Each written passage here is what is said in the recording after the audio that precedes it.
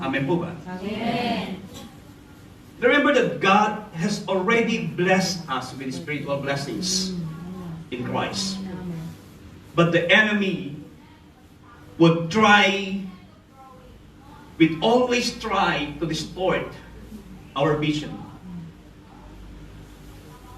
Because for without vision, we will lose the desire to dream and to conquer. Amen po ba? Amen.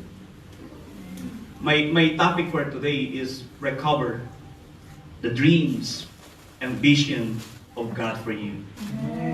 Amen po ba? Amen. You know what? The very original plan of God in the book of Genesis, and that's your theme for the whole month, o ito pong theme po ninyo, that ruling and reigning with Christ. That God's intention for a man is to represent Him here on planet Earth. Amen po ba? Amen. That we can read in the book of Genesis, because the book of Genesis is the book of the beginning. It started all things in the book of Genesis.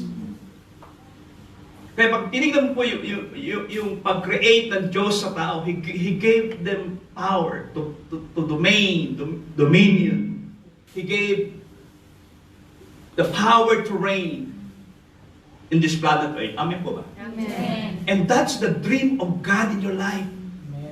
That you will rule, that you will reign in this planet Earth. Amen. Amen po ba? Amen. But we know the story that the enemy, he tried everything in order to deceive the first man, that is Adam. Because God has given Adam the dominion and the reigning. And you know what? In Genesis chapter 3 is the fall of man. So, the kingship and the reigning and the ruling power of a man was sold out to the enemy. And the power to rule or to reign, instead of ruling and reigning, man became a slave. But you know what? Hindi po doon pumayag ang Panginoon na manatili ang tao na sa ilalim ng kapangyarihan ng kaaway. That's the reason why in the book of Exodus, there was what we call the word redemption. He redeemed the Israel people by the blood of the Lamb. Yes. Amen po ba? Because lagi ibinabalik tayo ng Diyos sa kanyang original purpose.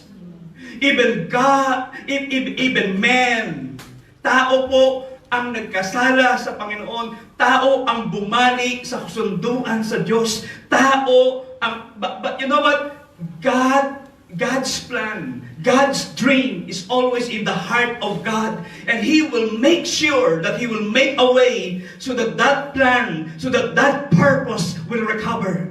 Amen. I want to tell you, the enemy has done everything. Ginagawa niya ang lahat para tayo ay masway sa plan and purpose of God. But I want to tell you, the plan of God and purpose of God in your life will going to be to prevail, because our God is a God of purpose, and that destiny that God has for you, you will going to reach it, you will going to achieve it, because your God, our God, is a powerful God. Amen po ba? Palakpakan natin ang Panginoon.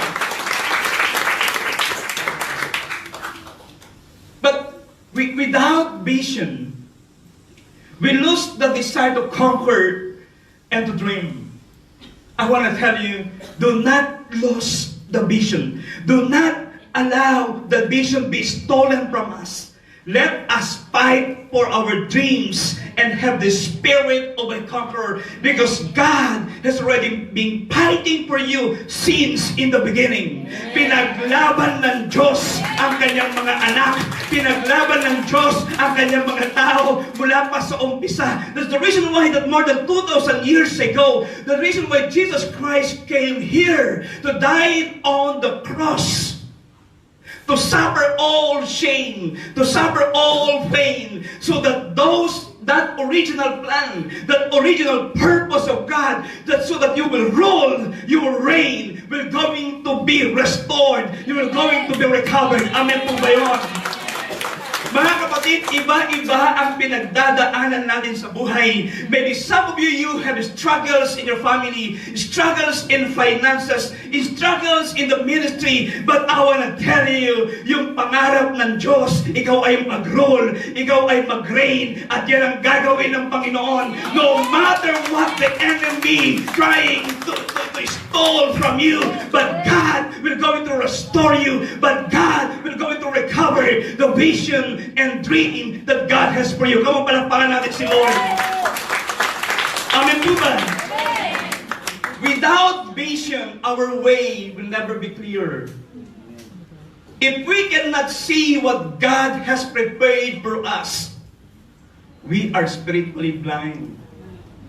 Nakakalungkot po kasi maraming Kristiyano, maraming believers, hindi nila alam, hindi nila makita yung hinanda ng Diyos.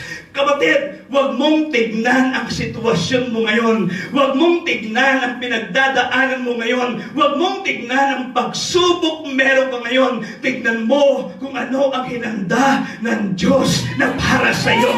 God has prepared something great. God has prepared something big for you. Amen po ba? Yes. A man without God is spiritually blind. And a blind man is always limited like Bartimaeus. We will not able to see those heavenly resources that are available to us. And we will never see things accordingly. Without vision, we cannot distinguish things as they really are. We cannot distinguish the right and wrong, good from evil, prosperity and poverty, blessing or a curse. If we are blind, we have the difficulty to describe what is ahead of us. If we are spiritually blind, we will keep on doing what is wrong. And that wrong, we think that is right. Parang